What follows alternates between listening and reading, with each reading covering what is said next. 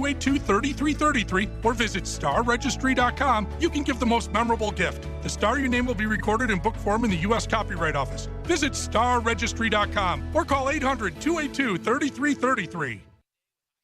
When it comes to putting an honest day's work, you need the right gear. That's where Red Wing Shoes steps in.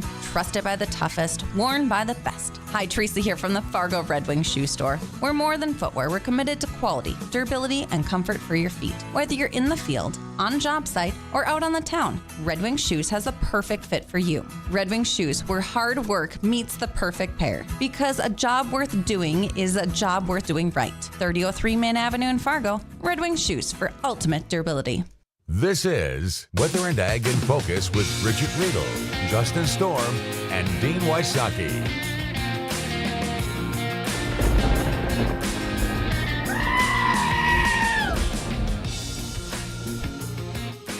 Welcome to Weather and Ag in Focus. Thanks for joining us. It's 1:06 on this already Monday afternoon.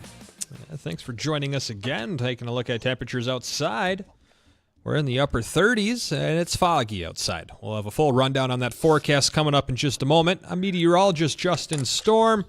I'm here with Ag Director Bridgette Readel, and, Dean's not here. He watched a movie last night. Bridgette, I don't know if you've ever seen the Silent Hills movies. Have you? I haven't. I just thought he got a phone call from NASA and they called him to go look at chemtrails for the afternoon. Well, he's got to go up in a hot air balloon to get above the fog to see him. But, man, that whole chemtrail stuff, that's been a whole conversation this last week. Social media's been blowing up over chemtrails and this possible storm coming in at the end of the week. And, man, it's just been a roller coaster. I've been sitting back just eating popcorn and reading comments on Facebook. Not saying anything, of course, but just reading them. It's been very, very entertaining. But going back to Dean, for those that have seen the Silent Hills movies, you know all about the fog. Well, Dean saw the fog this morning. He got a little nervous, and he wanted to go home to his safety fort. So he's I don't know where he is, actually. He's somewhere other than here.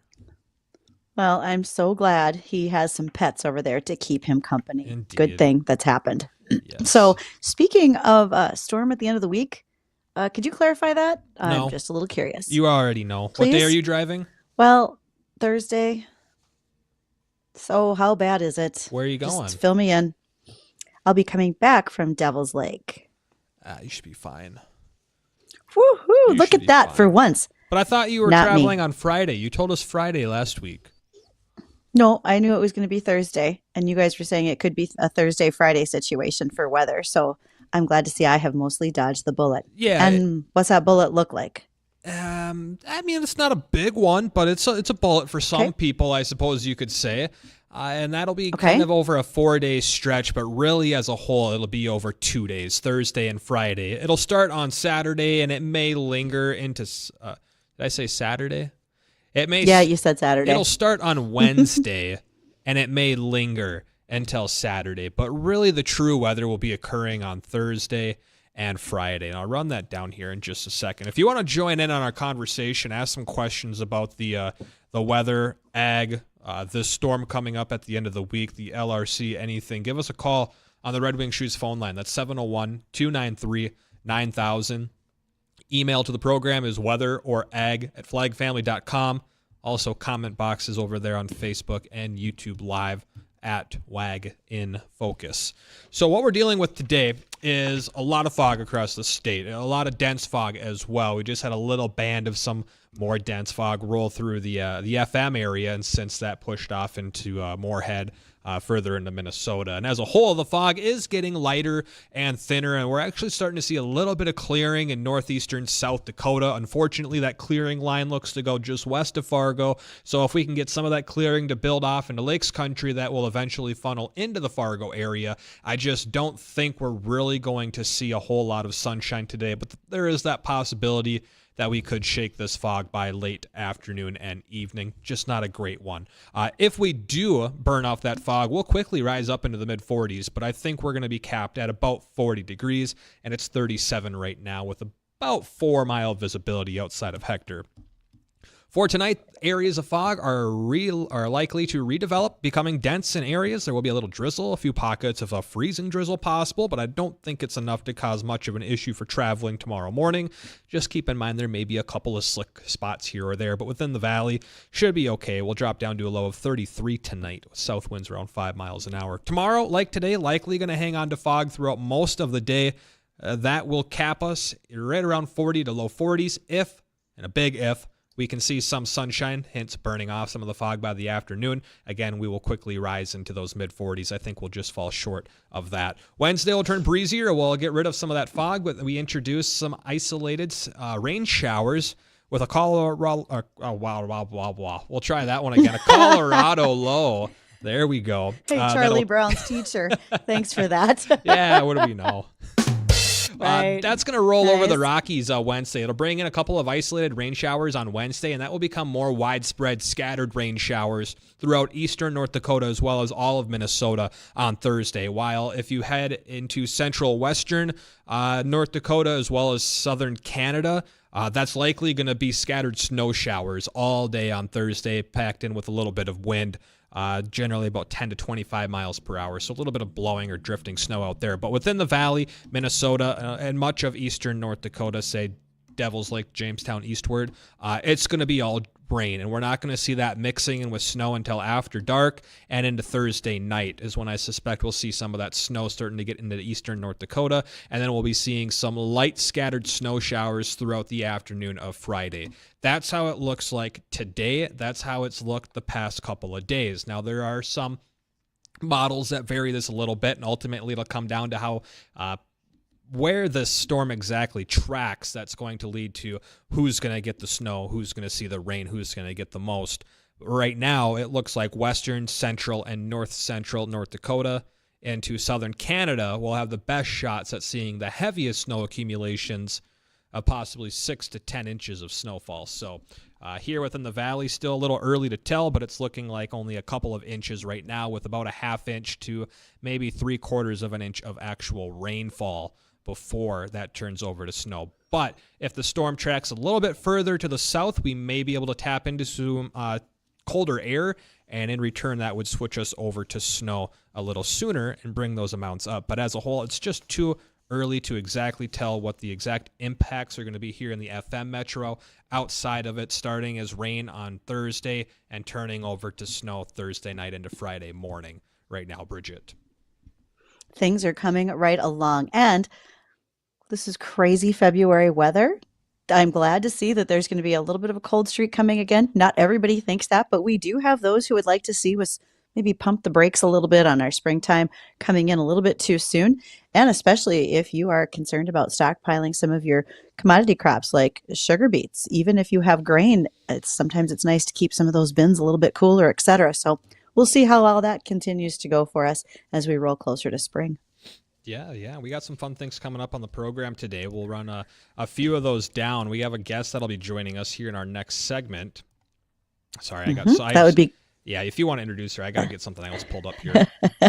Sure. That's Chole Drummond. Chole is with the North Dakota 4-H Foundation. I think she's probably even holding on the line for us already, which I'm very happy for that. Chole is going to talk a little bit about what's going on over at the 4-H Foundation, especially as we get to Giving Hearts Day later this week. And if you haven't been hearing it, Thursday, February 8th, Giving Hearts Day all across North Dakota. This is a gigantic fundraising effort for so many nonprofit organizations. And 4-H is just one of the worthy ones that we want to help to promote. What they do for youth across the state through the Extension Service is tremendous. Many students have come through a 4-H program in some way or other. And we want to talk with Chole about what they've done and where those dollars go that are raised on Thursday for Giving Hearts Day. So I look forward to visiting with her. Plus, I've got some information on a new documentary about rural fire departments, especially those volunteer departments that really fund and make what needs to happen out in our countryside for a fire department, right? We don't always have enough people to go around. Volunteers are what does it. We're going to talk about the strength of the U.S. dollar when it comes to ag exports. Right now, we can touch on that and so much more. But by all means, we want to take any questions people have, especially about the weather, as Justin described, as we go into later this week. So, That's a whole lot of stuff, Justin. How's that for a good start today? That is a whole lot of stuff. And why don't we just keep piling onto it? Because I got something else to add on here as well. We're going to be doing something here every single day until I think the 19th of February here. And this is going to be President's Day Trivia powered by PetroServe USA. And what we're going to do every single day right here on WAG is we're going to ask you to answer a trivia question about our presidents, or really anything revolving around past presidents. And all you have to do is call in when we ask those questions, 701-293-9000.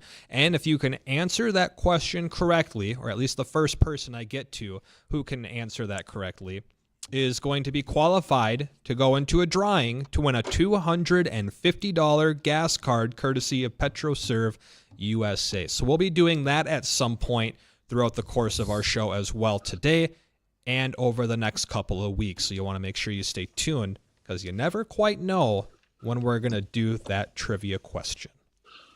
Absolutely. And I do want to also say that when folks call our hotline, 701-293-9000, sponsored by Red Wing Shoes, I am very excited to announce that I am going to be putting on my shoes after this show and heading to Devil's Lake for Agronomy on Ice.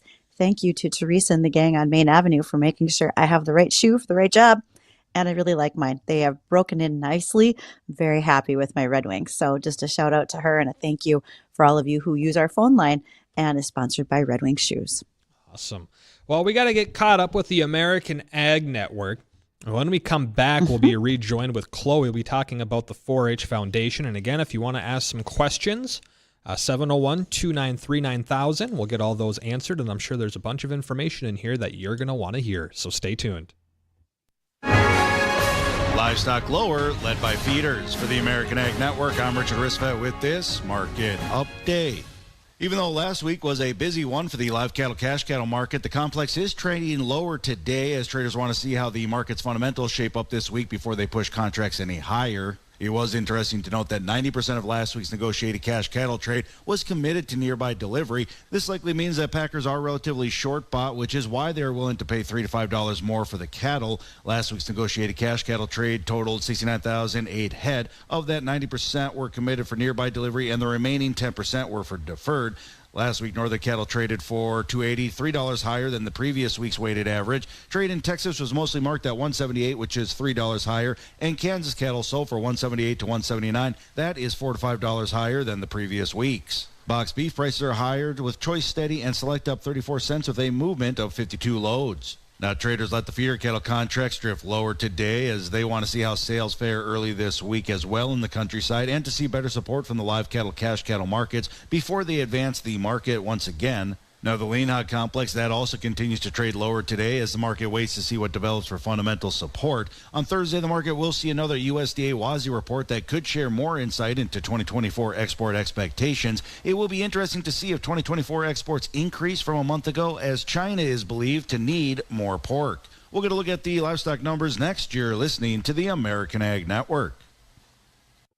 Welcome to Soybean Minute, your source for timely soybean news. I'm North Dakota Soybean Council Director Jennifer Meyer of Wilton. We are often asked, what is the difference between the North Dakota Soybean Council and the North Dakota Soybean Growers Association? The Council and the Association are two different organizations with one focus, to ensure the success of North Dakota soybean farmers. Both groups serve this purpose in different ways. The Soybean Council collects and invests soybean checkoff dollars in such areas as production research, producer education, and programs designed to increase demand and expand markets for soybeans and soy products. The Soybean Growers Association is a statewide, member-driven organization that focuses on state and national policy issues, which by law the checkoff cannot do. They conduct legislative activities in Bismarck and Washington to improve the profitability of their members and the entire soybean industry. For more information, visit our website at ndsoybean.org.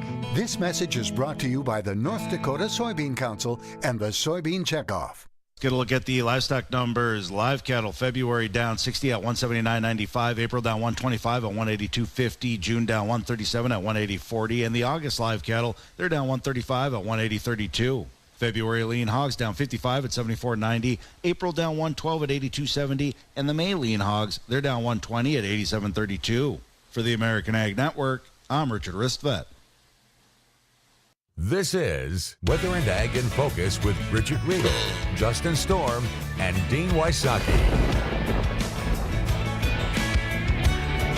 Oh, welcome back to Weather and Ag in Focus. Thank you for joining us this afternoon. It is always a pleasure to have everyone here. And also, don't you forget, stick around because at some point in today's show, Justin and I have a President's Day trivia question to ask. And by being the first right answer when you call in on our Red Wing Shoes phone line at 701-293-9000, you have the opportunity to win a $250 gift card from PetroServe USA. And I'm so glad I double checked that. Otherwise, I was probably just going to make up a number, Justin, and maybe that wasn't in the rules. Yeah, you mean we can do whatever we want. Sure. I'm sure the sponsor won't mind. Yeah. I'm sorry it wasn't $2,500. My bad. Well, sometimes we've got to keep dollars and cents straight, and that's why there are folks like Chole Drummond with the North Dakota 4-H Foundation. And Chole, I think dollars and cents are a big part of your daily job. Would I be right? You would be right. Dollars and cents are a big part of my daily job. I help oversee the fundraising of the North Dakota 4-H Foundation. And right now we're thinking all about dollars and cents with Giving Hearts Day coming up this Thursday. All right. Well, let the questions fly, and we always have many, Chole. But first of all, tell us about you and your background, especially how 4-H may have been a part of your young life. Yeah. So I'm originally from the Fargo area. When I was growing up, I wasn't involved in 4-H, but I had family members that were. My grandfather was a 4-H volunteer for many, many years. My mom was involved in 4-H, and so was my best friend growing up. So I heard lots about it, but wasn't personally connected. I went to school in Arizona for a while, got a degree in elementary education and studying youth development. And then began searching to come back to North Dakota and find a job here. And so when I saw that this position was open with 4-H, it was really exciting to me. The more and more I learned about 4-H from those shared experiences, because it really is the largest research-based youth development program in the country. And so much of it I really believe in with the background that I had. So it's been exciting to be a part of it and help raise those dollars. Mm-hmm. And the students could never be disappointed in the extra dollars that are raised. So I get this question a lot with multiple organizations. You have the organization itself, and then you have the foundation separately. So there's North Dakota 4-H, and there's North Dakota 4-H Foundation. Can we just make sure we differentiate for folks what's the difference between the two, if that makes sense? Yes, absolutely. So North Dakota 4-H, the state office is all run through NDSU Extension, through the Extension Service, and then our Extension agents out in counties. So they're housed within NDSU, and they're separate from the North Dakota 4-H Foundation, which I'm a part of. Our whole purpose as foundation is just to help raise funds and awareness of everything happening over on the NDSU side so that we can get all of the resources needed to help them execute really excellent programs across the state. So do you think that 4-H is growing as far as number of students that are involved, and kind of what's our age group and range? I mean, I know there's Clover Buds, but sadly, I wasn't a 4-H'er, so I'm going to need a lot of background here, Chole. Yes, 4-H is growing in North Dakota. This past year, we had just a little bit under 7,000 enrolled 4-H'ers, which is up 9.7% from 2022. So we're seeing huge growth in enrolled 4-H'ers. And then in youth that are just impacted through these NDSU extension programs, we were just shy of 55,000. So huge impact that's growing across the state as we work to try to make those programs more accessible to individuals in different communities.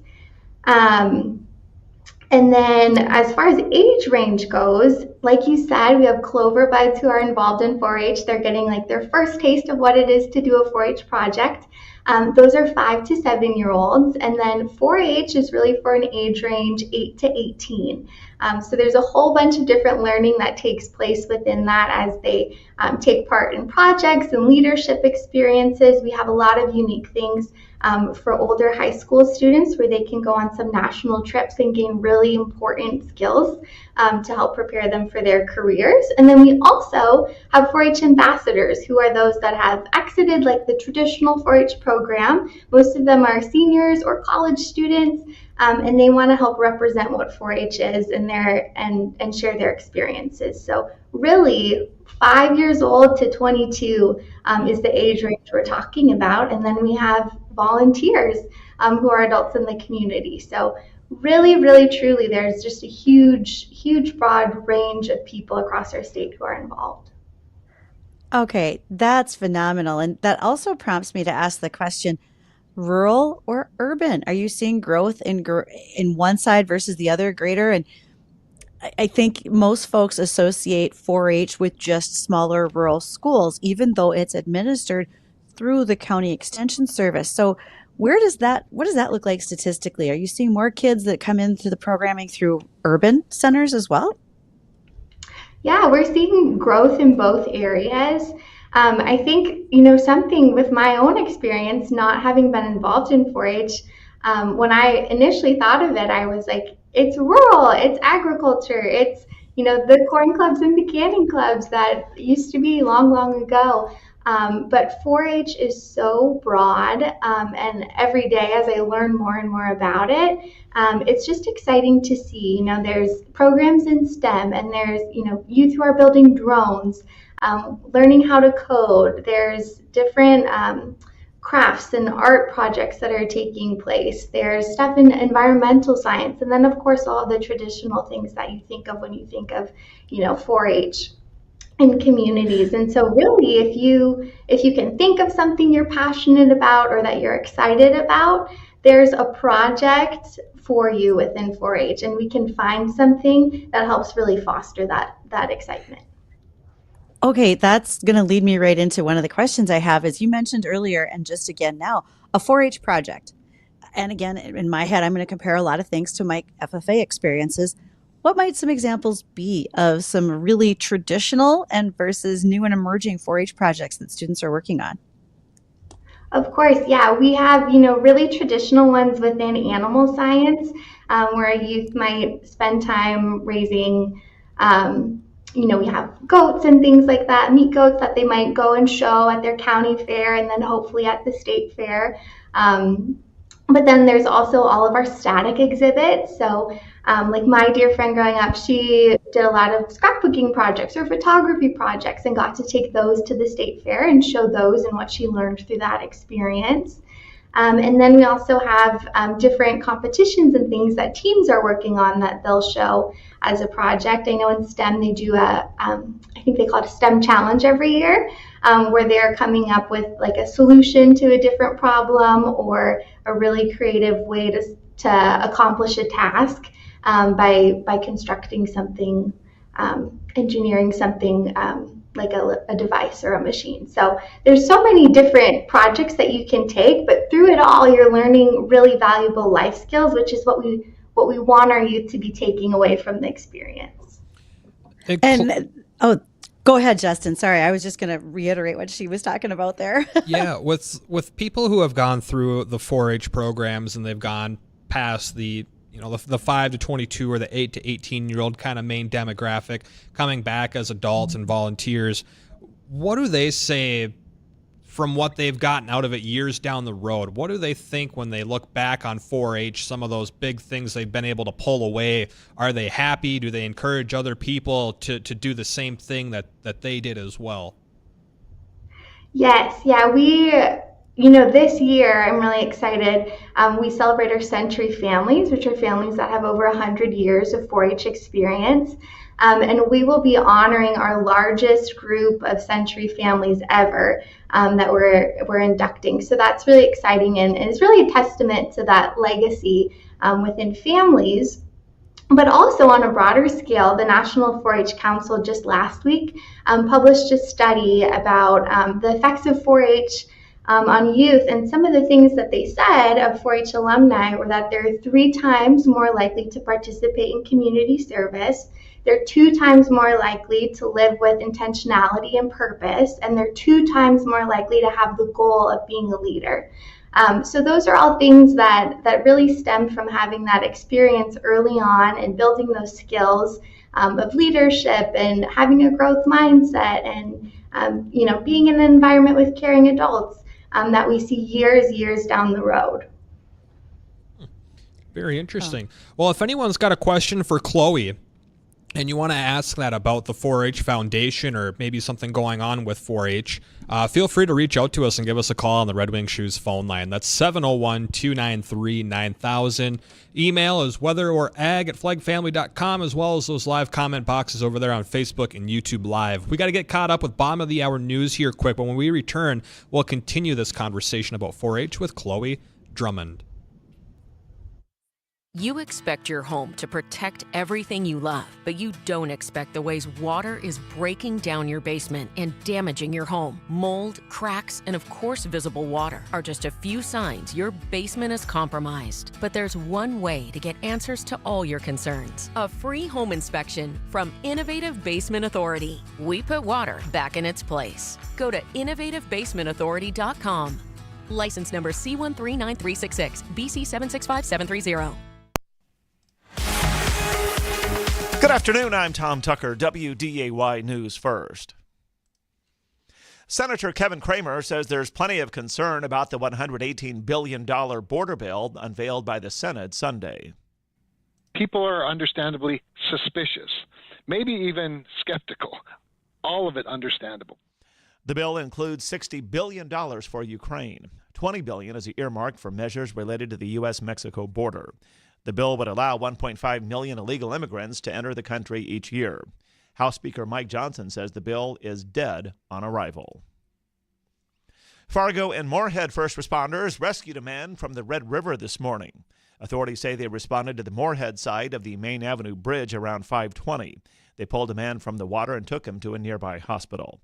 No other details are available. Fargo police arrested a man early Sunday morning after they say he crashed a stolen car into utility boxes. Police were called to the scene of the crash near 42nd Street South and 10th Avenue South. In addition to destroying utility boxes, the suspect knocked out power to nearby apartments. And another candidate is announcing their intent to run for the West Fargo City Commission. 31-year-old Tyler Erickson is an attorney and has lived in West Fargo for a year. Erickson is originally from Williston. Tom Tucker, WDAY, and WDAYRadioNow.com. These days, you can get a car wash just about anywhere. Good for a quick rinse, but if you want your car to shine, there's only one that does the details. Don's. Don's Car Wash is locally owned and operated since 1958. From the attendant pre-wash to their super scrub soft cloth wash, and every car is hand-dried and personally inspected. You get a superior clean and a superior shine. Put a smile on your car today at either Don's Car Wash locations. Do you realize you pay thousands of dollars a year in insurance and don't know or understand what you're even paying for? Hi, this is DJ Coulter, your local American Family Insurance agent. Through the years, we've helped many families see what an unbelievable asset their correct coverage can be in the time of tragedy. Whether dealing with fires, floods, car accidents, and even early deaths, I've seen it all. I would love the opportunity to sit down with you and help your family. I'm here to help you understand, plan, and protect your future and dreams. Find us at djcoulter.com or check out our Facebook page. I'm David, and I love how CCRI helps me live independently. At CCRI, we believe everyone deserves a fulfilling life and safe place to live. Your support makes this possible for more than 400 people with disabilities in our community. Donate to CCRI on Giving Hearts Day, February 8th, or now through early giving to help people with disabilities live their best lives. Remember CCRI at Giving Hearts Day. Weather and Ag in Focus on WDAY Radio. Meeting.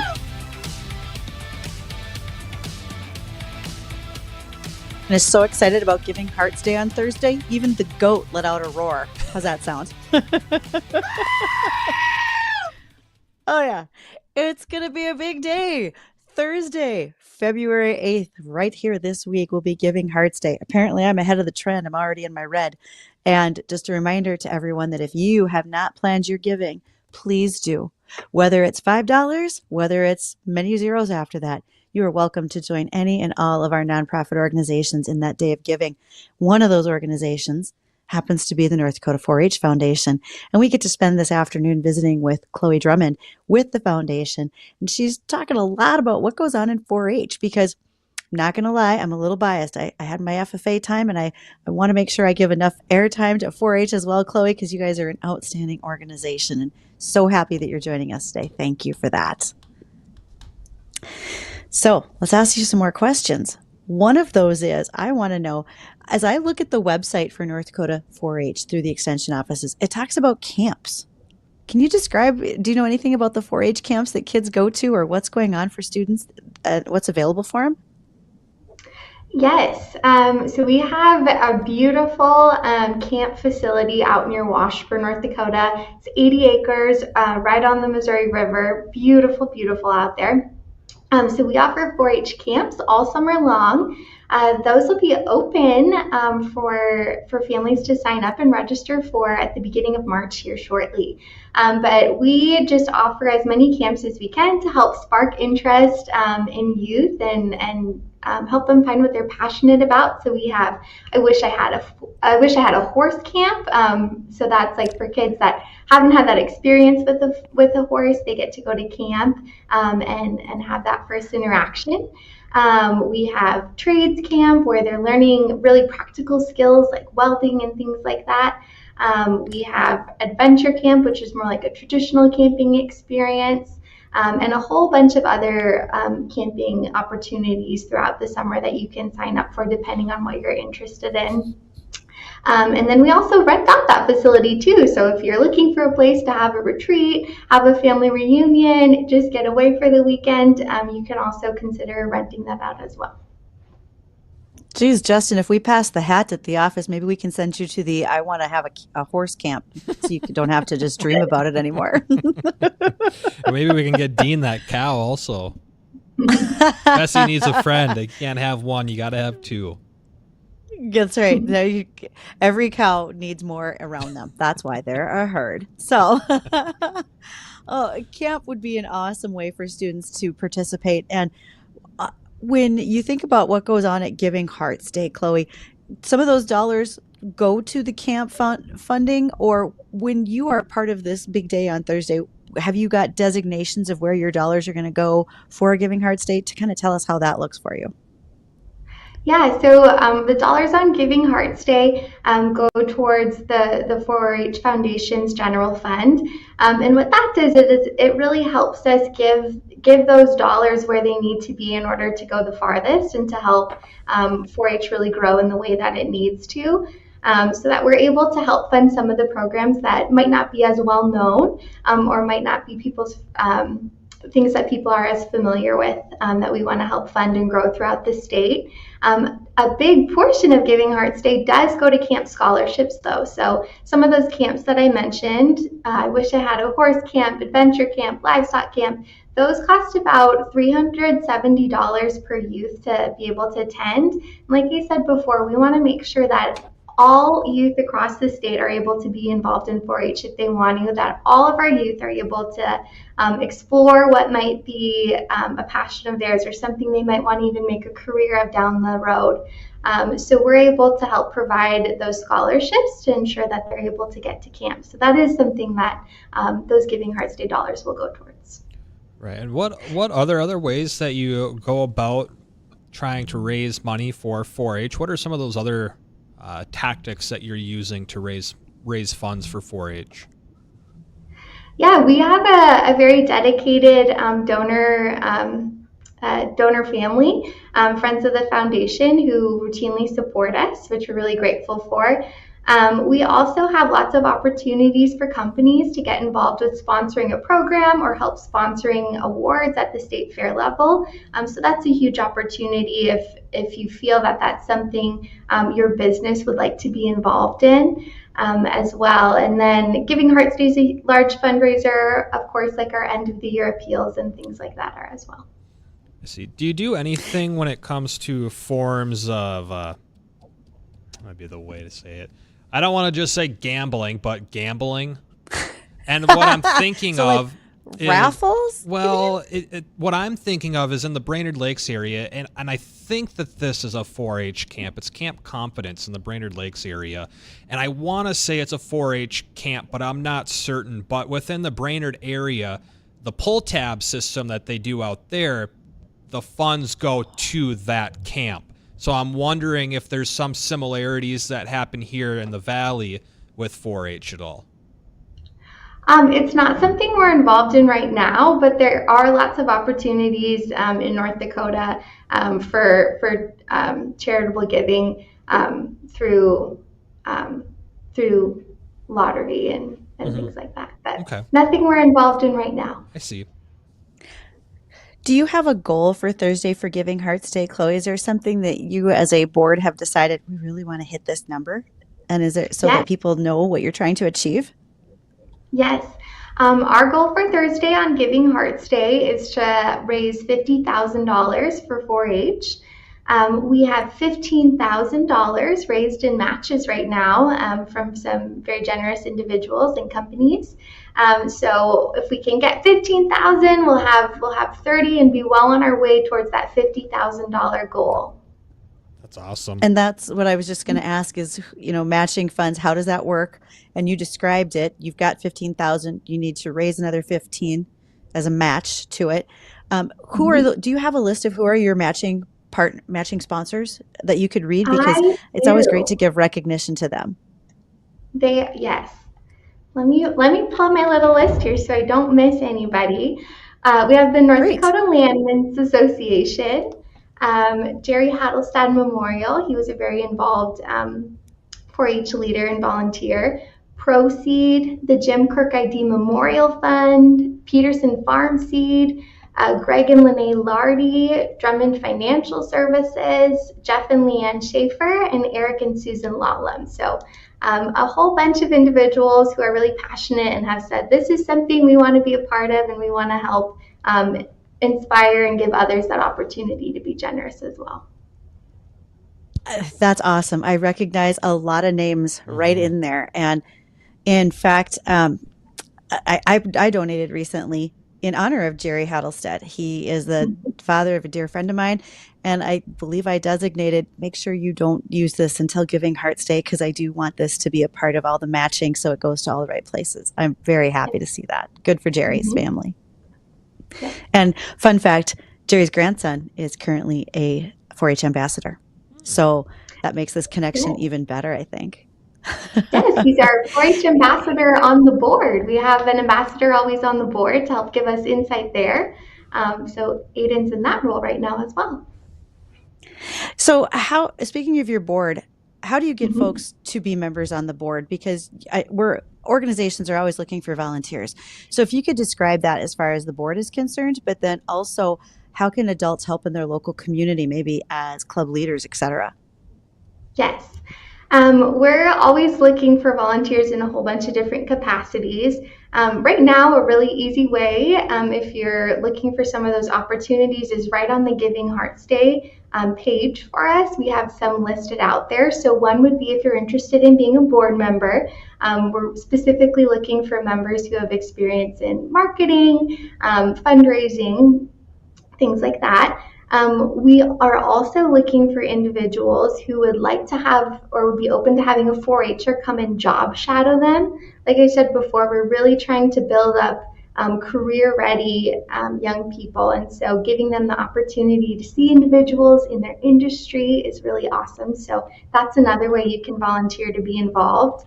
If you're looking to be a 4-H volunteer and get involved on that club level, the best way to reach out is to get connected with your county extension agent.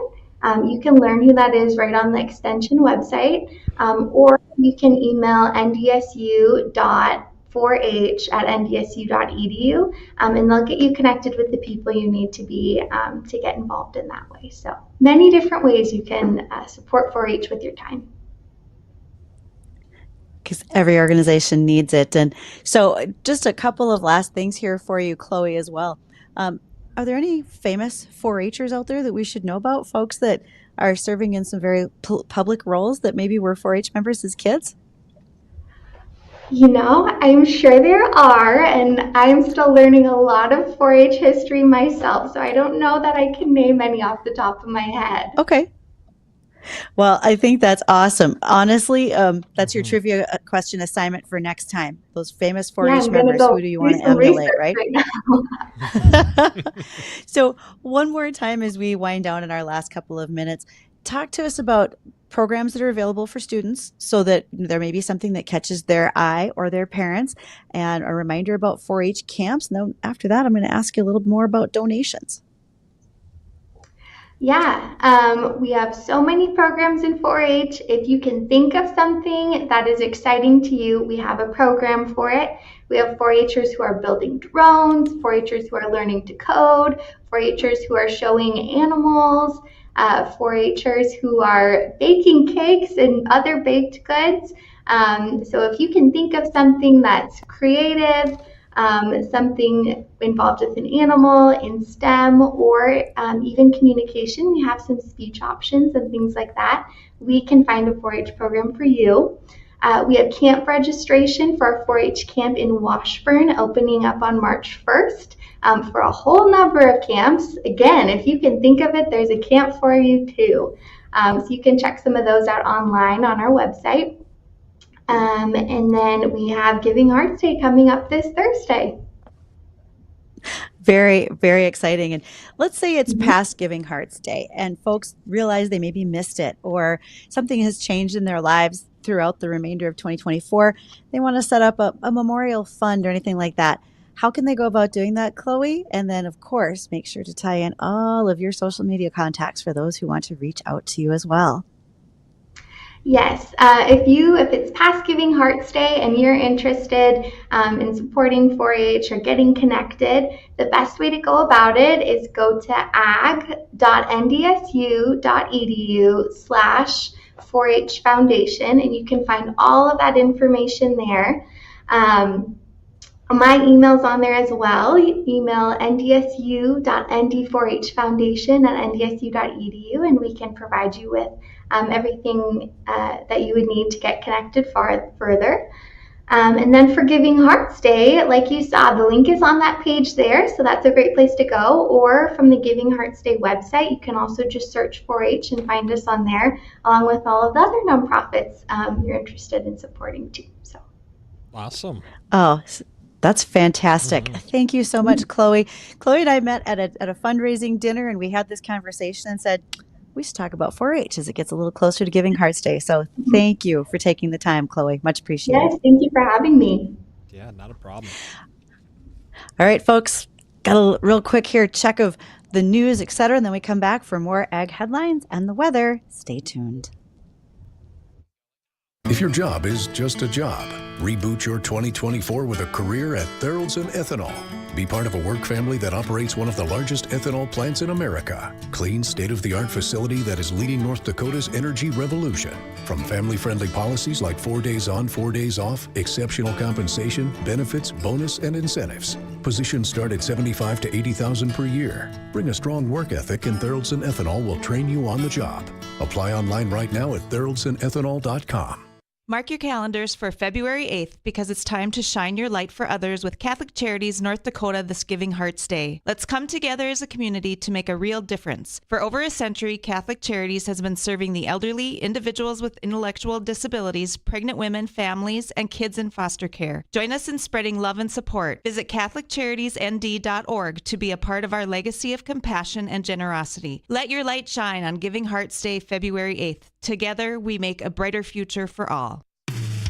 Are you having transmission problems and struggling to find a place to work on it? I've got some exciting news for you. I'm Matthew from Fix It Forward Auto Care, and we're excited to announce that we're now offering full-service transmission repair for automotive and light truck applications, including repair, rebuilding, and replacement. If your transmission is making unusual noises, slips, or is leaking, stop by any of our 4 convenient FM locations so our skilled technicians can check it out. Fix It Forward Auto Care, the name you trust for car repair. Fix It Forward Auto Care. A Place for Hope is a nonprofit committed to helping individuals with a history of mental illness find their path back into society. They provide support and resources so members can regain confidence and stability. They also operate a food bank, giving their members an opportunity to volunteer and provide food supplies to those in need. Last year, A Place for Hope gave out 476,000 pounds of food to 10,500 families in Cass and Clay County. On Giving Hearts Day, please remember A Place for Hope. They count on your generosity to make a difference every day. Giving Hearts Day is the perfect time to honor the life, legacy, and enduring relevance of our 26th president, Theodore Roosevelt. Your donation to the Theodore Roosevelt Presidential Library and Museum Project will inspire bold action and fearless participation, just like TR, who famously balked at the critic and encouraged everyone to get in the arena of life. Help us tell TR's story. Donate now to the Theodore Roosevelt Presidential Library at givingheartsday.org. Welcome to the Northern Corn and Soybean Expo, February 6, 2024, from your friends Gary, Tom, and Tim at Satram Hyam Seed, your local full-service seed dealer. Contact Satram Hyam Seed in Page for all your seed requirements, sales, service, and treating and custom cleaning. Proudly serving area farmers since 1978. Call Satram Hyam Seed at 701-371-8578 or check them out online at satramhyamseed.com. Valentine's Day is here. This year, give the ultimate gift. Name a star after your sweetheart. This is Rocky Moselle with International Star Registry. For 45 years, we have named millions of stars for celebrities, dignitaries, and individuals worldwide. For $59 and a call to 800-282-3333 or visit starregistry.com, you can give the most memorable gift. The star you name will be recorded in book form in the U.S. Copyright Office. Visit starregistry.com or call 800-282-3333. This is Weather and Ag in Focus with Bridgette Readel, Justin Storm, and Dean Wysocki.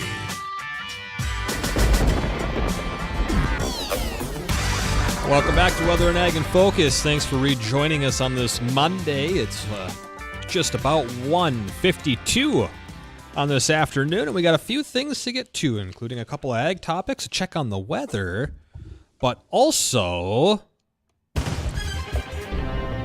we need to do a little bit of trivia today, and this is something we're going to be doing here right on Weather and Ag in Focus every single day until the 19th of February, and this is President's Day Trivia, powered by PetroServe USA. Every single day we'll ask you a question about our presidents, and if you can answer that question correctly, you'll be entered and qualified to win a $250 PetroServe gas gift card that will be announced at 4 p.m. on President's Day, February 19th, right here on WDAY. So, phone number. I'm dialing with one hand, Googling with the other. Yes, Let's do this. Let's see how fast people can Google, because our phone number, the Red Wing Shoes phone line, is 701-293-9000. I haven't even asked the question yet. What are you doing calling? You can't call before sorry. I give the question. Oh, it's you, Bridgette. I'll hang up. Fine. All right, your question to be entered in a drawing for $250 to PetroServe for gas. Out of 50 states in the United States, how many of those states have given us presidents? Again, of the 50 states in America, how many of those states have given us a president? 701-293-9000 is the Red Wing Shoes phone line. Mm-hmm. Do you have an idea, Bridgette? I have an idea. but I'm afraid to say it because what if I mess this up for somebody? So I'm just going to sit here and shut my mouth, which is super hard to do when you're on the radio every day, is to sit back and just say, I'm not going to talk. Yeah, I'm just going to be patient here. Again, out of 50 states in the U.S., how many of those states have given us a president? And let's take this caller right here. Hi there, caller. What's your name? Arden. Arden, do you think you know how many states have given us a president? 17. 17 is not the correct answer, but thanks for calling. Appreciate it. Let's see. Let's go over here. Hi there, caller. What's your name? Jamie. Jamie, do you think you know how many states have given us a president? I'm going to guess. What do you think? Is it 21? 21. Bridgette, that sounds pretty close to the right answer, don't you think?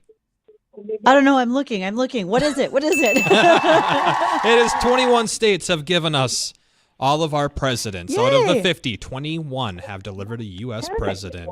So, hey, stay on the line here. I'm going to put you on hold for a couple minutes. We'll get a little information from you, and you have just been entered for a chance at winning a $250 PetroServe gas card. That will be announced at 4 o'clock on the 19th of February, all right?